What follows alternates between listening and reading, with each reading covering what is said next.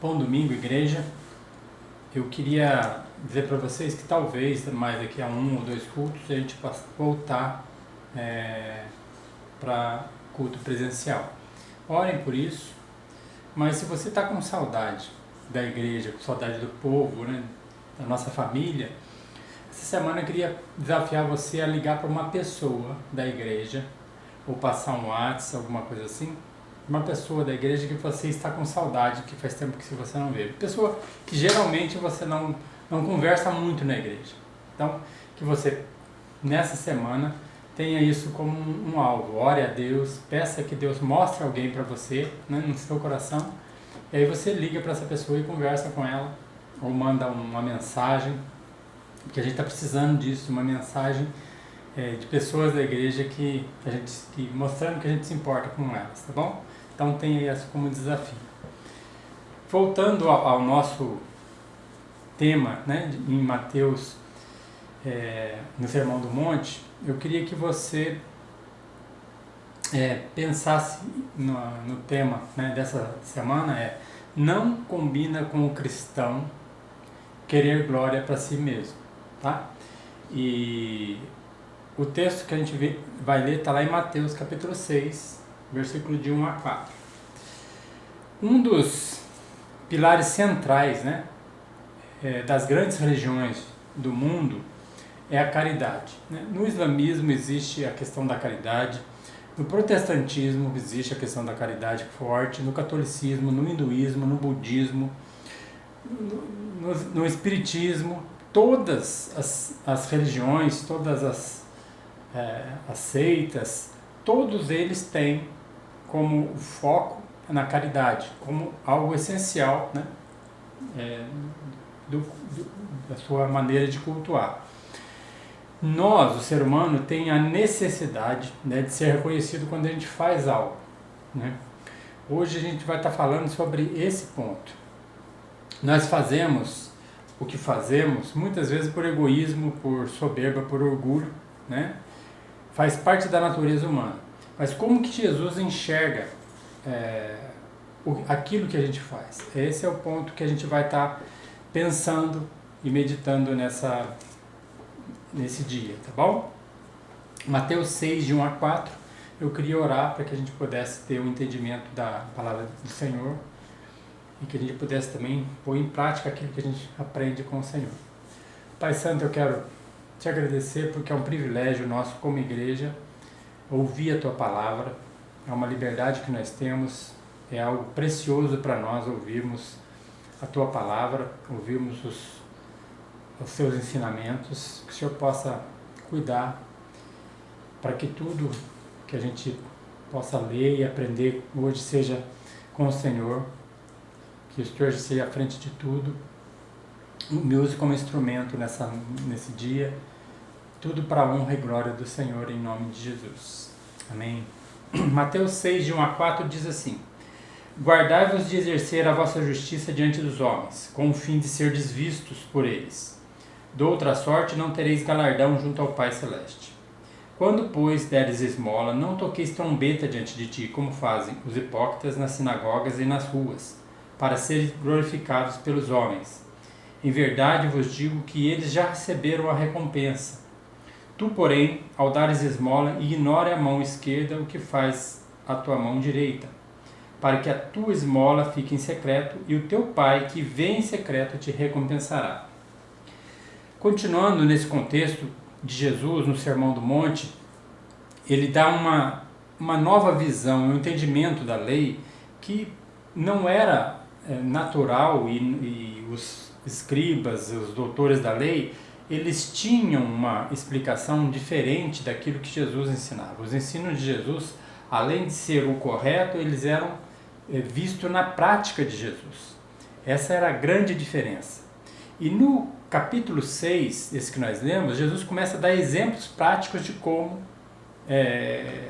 ser um discípulo, um verdadeiro discípulo.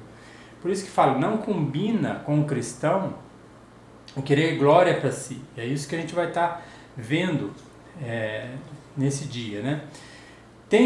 Às vezes a gente pode pensar, tem uma aparente contradição nesse texto com Mateus 5, que fala assim, que nós devemos ser sal e luz.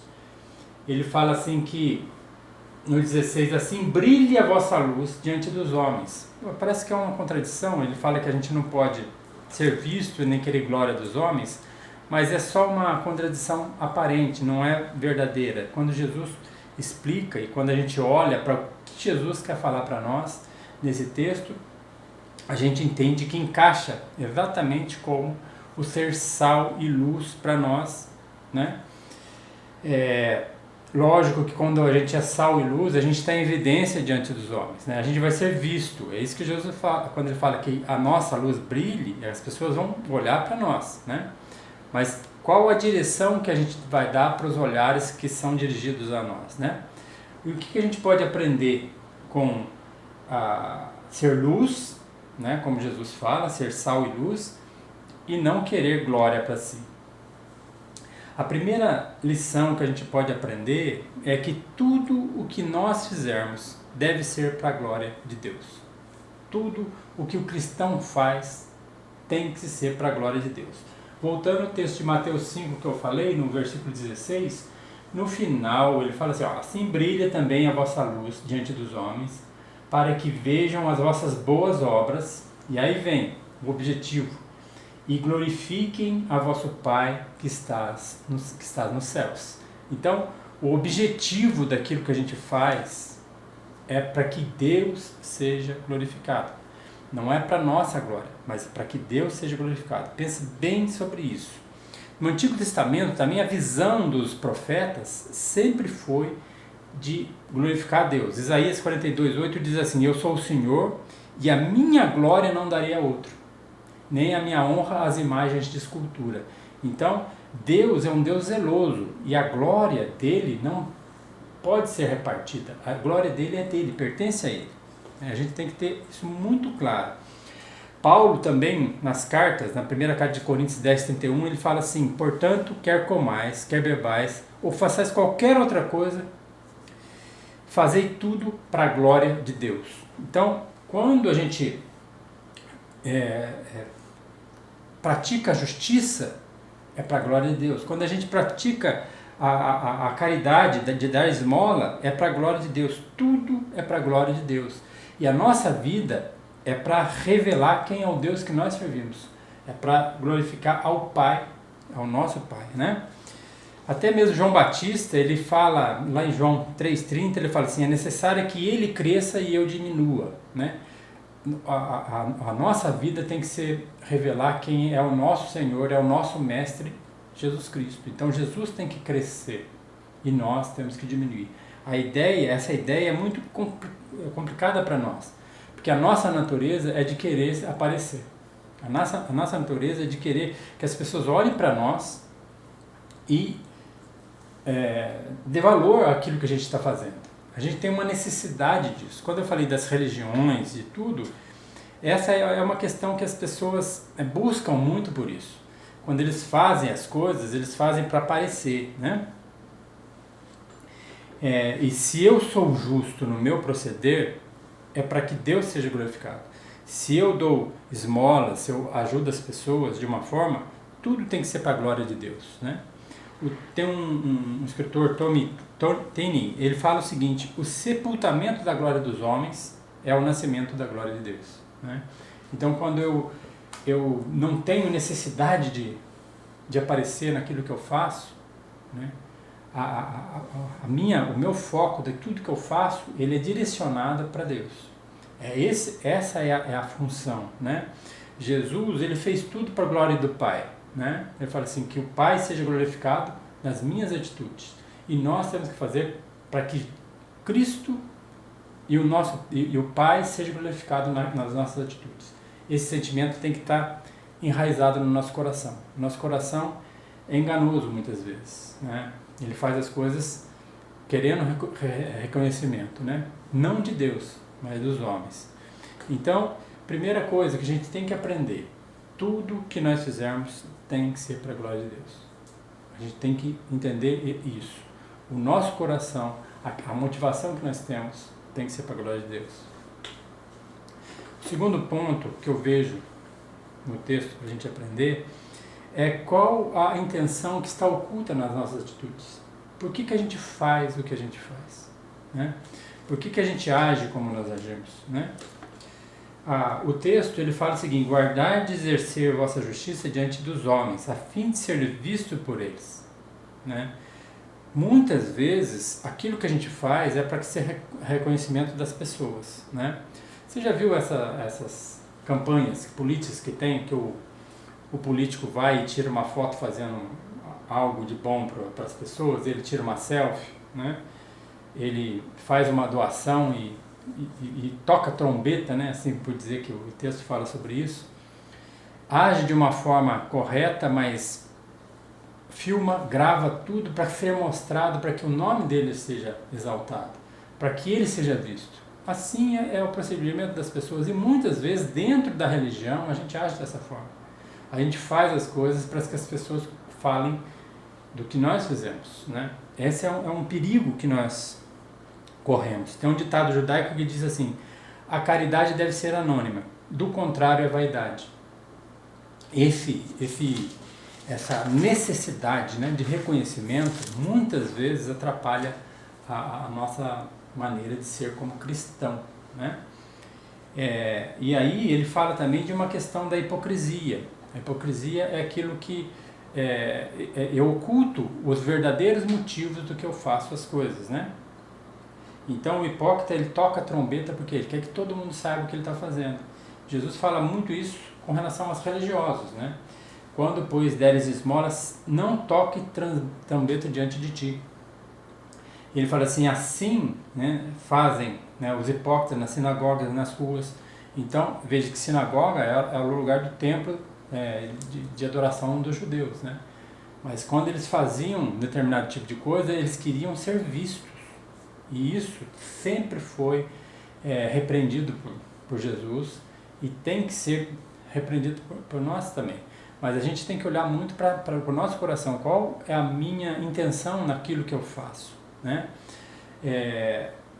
A gente pode usar a situação, nós estamos num momento muito difícil, tanto no Brasil como no mundo. No Brasil as pessoas estão passando necessidades. A gente pode usar a necessidade das pessoas para a glória da igreja, para a glória do pastor, para a glória do nosso sistema religioso.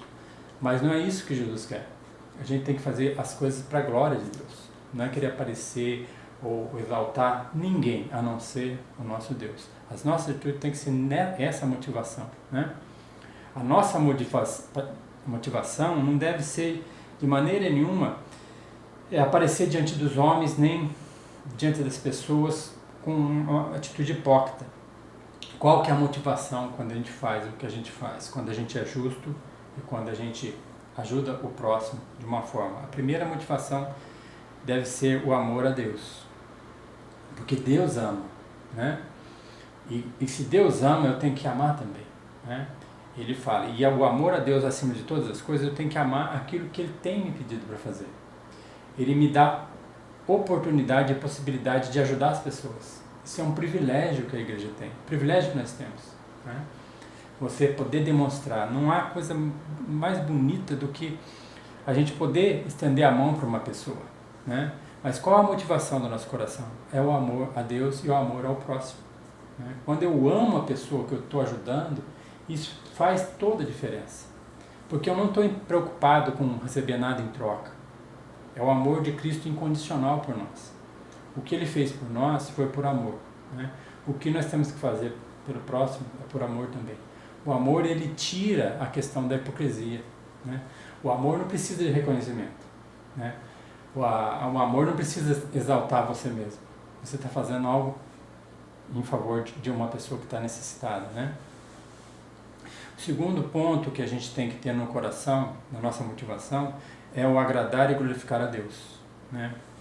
Colossenses 3:23 diz assim: tudo quanto fizerem, façam de todo o coração, como para o Senhor e não para homens. Olha esse texto, que coisa linda.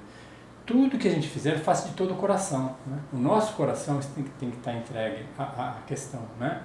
O coração transformado pelo Senhor, né? E a gente tem que fazer como para Deus, para o nosso Senhor, e não como para homens. Isso tem a questão também de você ser reconhecido, não precisa de reconhecimento, né? Eu sei que Deus está vendo o que eu estou fazendo. E eu estou fazendo por Ele e para Ele, né? E também a terceira questão com relação à motivação do meu coração é que aquilo que eu faço tem que ser baseado no meu relacionamento com Deus. O meu relacionamento com Deus é que move a maneira como eu ajo diante das pessoas e diante das circunstâncias que cercam a minha vida cristã, né? A gente tem um texto lá em Atos capítulo 3, em que Pedro está chegando ao templo, né? Ele e João, e chega lá, tem um senhor, né? Paraplégico, que é levado para lá, ele não consegue nem andar, ele é levado e colocado na porta para pedir esmola, né? E ele pede para Pedro e para João, e Pedro fala para ele: olha para mim, olha para nós, né? Quando ele olha para Pedro, ele fala assim: eu não tenho ouro nem prata, mas o que eu tenho te dou, em nome de Jesus, levanta-te e anda, né? Aquele homem levanta e sai saltitando, né? E esse milagre, essa situação que ocorreu nesse templo, na beira de um templo, né? E foi fora do templo, não foi dentro do templo, foi tão impactante que muitas pessoas naquele dia se converteram a Cristo. E as pessoas no começo, quando Pedro faz isso, eles vão para Pedro e para João e começam a adorar a eles, né? A glorificar eles como homens, né? E ele fala assim, Pedro já repreende, ele fala assim: vocês estão falando como se por nosso intermédio esse homem foi curado, foi Cristo, o nosso Senhor.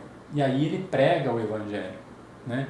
Ele está fazendo algo por amor, ele está fazendo algo para a glória de Deus, e ele está fazendo algo porque ele tem relacionamento com Deus, um relacionamento íntimo com Deus. Você não declara que um paralítico se levante se você não tem um relacionamento com Deus, se Deus não colocou no seu coração fazer aquilo, né?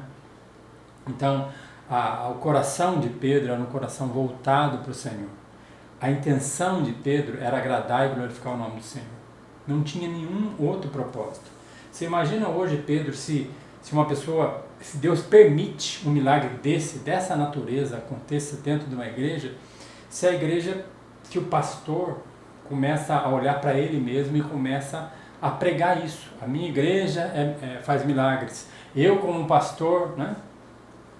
Quantas pessoas não vão encher uma igreja por causa de algo que o pastor fez, né? Que a igreja fez? E não tem nada disso. Quem faz todas as coisas é o nosso Deus. Nós não temos glória nenhuma e não devemos querer glória nenhuma. Essa igreja em Atos, ela nasceu com esse espírito, com esse coração. A nossa igreja tem que ter isso no coração. O relacionamento com Deus e o desejo de glorificar a Deus, né? Terceiro ponto que é importante, lembre-se que o primeiro foi tudo que nós fizemos para a glória de Deus. O segundo, para a gente olhar a motivação do nosso coração quando a gente faz as coisas. O terceiro ponto é: Deus tudo vê. Isso tem que gerar em nós um sentimento de profundo temor, porque Deus tudo vê. A intenção do nosso coração é vista por Deus. A gente tem que ter isso muito bem focado, né? A gente, às vezes, a gente faz as coisas. Tem uma história de um pastor que fez uma conferência missionária e na hora que foi muito bonita a conferência, ele olhou e as pessoas todas se dedicaram a fazer as coisas. Tinha uma mulher que fez um bolo muito bonito, né? E colocou lá na mesa e tal. E aí ele começou a agradecer as pessoas. Eu queria agradecer o louvor, que foi lindo. Eu queria agradecer as pessoas que enfeitaram a sala, que está muito bonita, enfeitaram o templo. Eu quero agradecer as pessoas que auxiliaram no som, está muito bacana. E ele foi elogiando as pessoas e ele esqueceu a mulher do bolo, né? E ali, no meio de tantas coisas, ele esqueceu de elogiar aquela mulher que fez um bolo maravilhoso e deixou tudo muito bonito ali. E alguém que estava próximo da mulher, quando ele acabou de elogiar todo mundo, ela falou bem assim, bem com muita ira, né? Ela falou assim: o ano que vem não vai ter bolo, né? Porque ele esqueceu de citar o nome e elogiar ela que fez o bolo. É engraçado que essa história conta que muitas vezes a motivação do nosso coração não é realmente ofertar aquilo para as pessoas e para a glória de Deus. É reconhecimento daquilo que a gente faz, né? Nós temos essa característica. E Deus, Ele sabe disso. E Deus, sabendo disso, a gente tem que ter muito temor com relação às coisas que Deus vê, né? A intenção do nosso coração. Atos 10 tem um homem chamado Cornélio, que é interessante que ele ainda não era convertido, mas o anjo vai até ele e fala assim: as suas orações e as suas esmolas foram vistas por Deus, né? Deus enxerga, né, o nosso temor, Deus enxerga a intenção do nosso coração, e isso agrada a Deus, né? Então a gente tem que ter esse temor, porque Deus ele enxerga todas as coisas. Olha o versículo 4 que ele fala, Mateus 6,4 diz assim: para que a tua esmola fique em secreto, e o teu Pai que vê em secreto te recompensará, né? Deus vê aquilo que está dentro do nosso coração. Deus vê aquilo que está na nossa intenção, né? A palavra de Deus diz que a mais bem-aventurada é dar do receber, lá em Atos 20, 35. Então, a questão do ofertar, né, para as pessoas, e ofertar a nossa vida a Deus naquilo que Ele nos encarrega de fazer, é muito gratificante para nós, né? Mas essa gratificação, ela fica entre eu e Deus, num particular em que eu não tenho que querer as coisas. Eu tenho que fazer de uma forma absolutamente voluntária, por amor a Ele, por amor ao próximo, por amor à obra do Senhor, né? E como Deus tudo vê, o texto ele fala de algo que Deus vai, Ele vai dar uma recompensa para nós. Nós não fazemos nada por recompensa, nós sabemos que nós não merecemos nada. Mas olha o que fala se a gente faz para ser visto pelas pessoas, a gente não vai ter um galardão junto do Pai Celeste. O galardão, o que a gente entende por galardão? O galardão é aquilo que a gente faz, né, que é visto e aprovado por Deus. Isso é o galardão. Deus, ele vê quando eu faço com o coração sincero e por amor, né?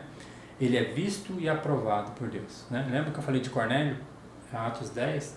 Falei assim: suas esmolas e suas orações foram ouvidas e vistas por Deus, né? Esse é o ponto. Deus vê, né? E Deus aprova. E isso é a maior honra que um ser humano e um cristão tem, é a aprovação de Deus naquilo que a gente faz, para a glória dele, não para a glória nossa. Pensa muito bem sobre isso. Essa recompensa, esse galardão que Deus dá. No final, ele fala no 4, o Pai que vem em secreto te recompensará, né?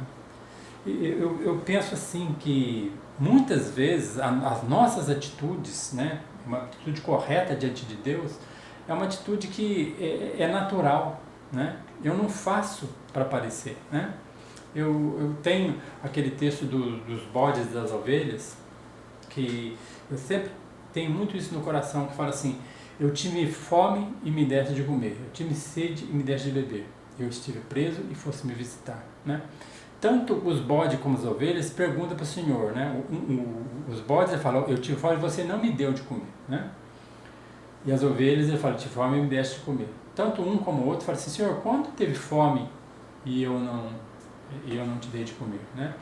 Porque na verdade os bodes não veem o mal que faz, e as ovelhas fazem aquilo que tem que fazer naturalmente, porque a natureza foi transformada, né?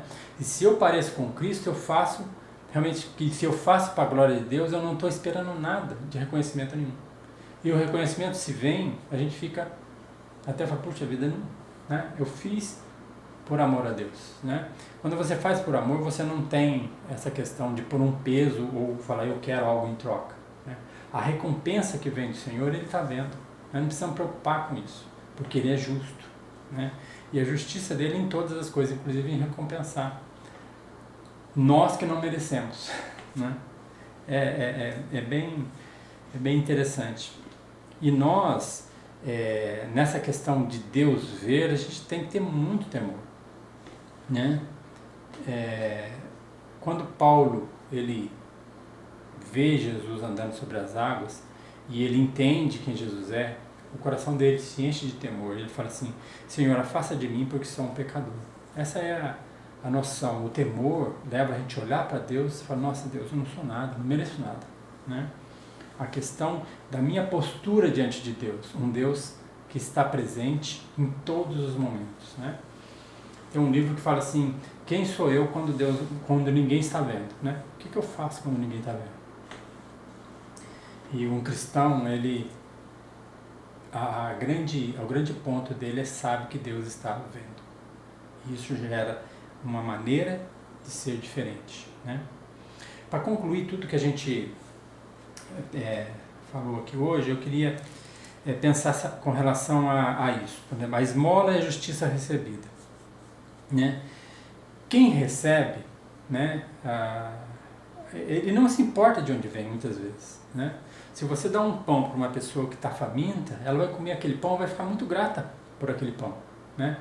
Ela não vai olhar para a sua intenção. Ela vai te agradecer e vai comer aquele pão, né? A sua intenção, a intenção do seu coração, ela não enxerga muitas vezes, né? A maioria das vezes ela não enxerga, né? A pessoa que vê você fazendo isso também de fora, ela fica às vezes comovida, falando: nossa, que bacana o gesto daquela pessoa. Mas também ela não está olhando para a intenção do seu coração, né? Agora, você quando faz algo, pratica a justiça, e quando você ajuda uma pessoa que está precisando, você sabe muito bem qual que é a sua motivação, né? Se a sua motivação não for esta, desse texto, né, de que a minha mão esquerda não vai saber o que a mão direita fez, se não for absolutamente sem nenhuma intenção a não ser a glória de Deus, você sabe também. Você não engana você mesmo, né?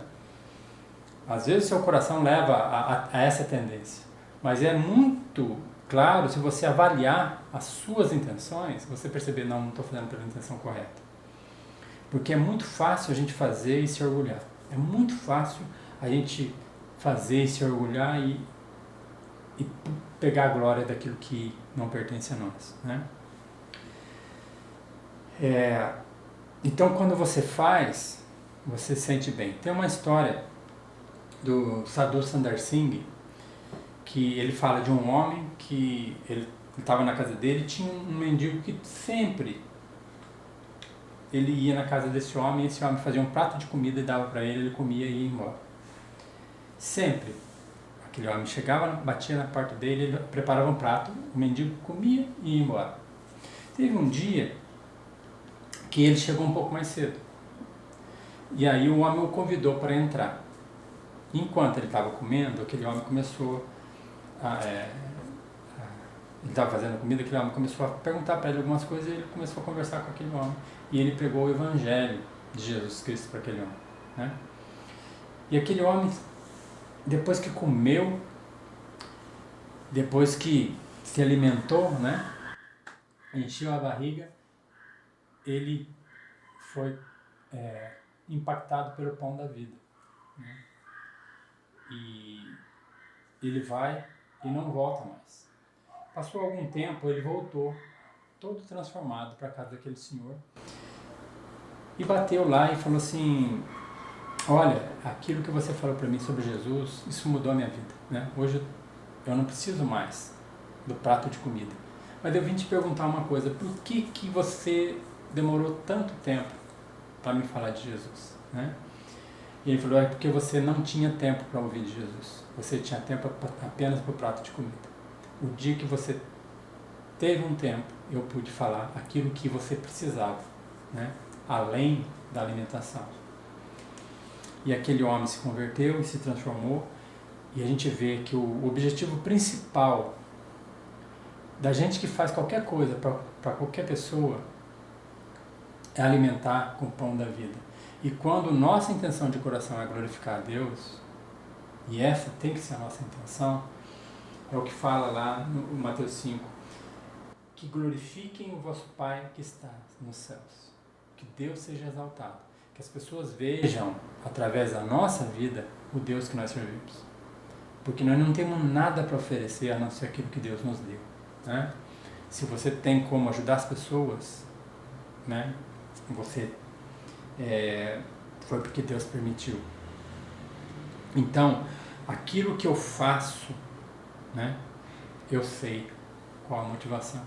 Mas principalmente, Deus vê e sabe os reais motivos daquilo que eu faço. Deus sabe por que eu estou fazendo aquilo.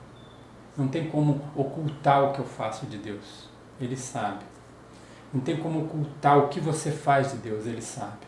Ele sabe o que move o seu coração a fazer aquilo. Se é por amor ao próximo ou se é por amor próprio, né? Se é por amor a Deus ou o amor à sua própria vida. Se é para a glória de Deus ou para a sua própria glória. Se é para que Deus veja ou se é para os homens verem, né? Hoje nós estamos, infelizmente, num mundo em que as pessoas buscam por glória própria. Mas nós da Igreja de Cristo, nós que somos cristãos, nós que somos discípulos de Jesus, a nossa intenção real tem que ser a glória de Deus. A gente não tem que querer reconhecimento daquilo que a gente faz para a glória de Deus. Amém? Eu queria que você pensasse muito sobre isso. Qual a motivação do seu coração quando você faz o que você faz? Eu tenho certeza absoluta que se você olhar ao redor de onde você mora, na sua vizinhança, na sua cidade, você vai entender e enxergar pessoas que estão com necessidade de justiça, que estão com necessidade de uma ajuda material, uma esmola, né? A gente fala esmola, é um termo. Pessoas que estão precisando de um abraço, pessoas que estão precisando de um ombro, né? De algo que você possa fazer para mudar, né, o contexto daquilo que a pessoa está passando. Você, olhando ao seu redor, você vai enxergar isso.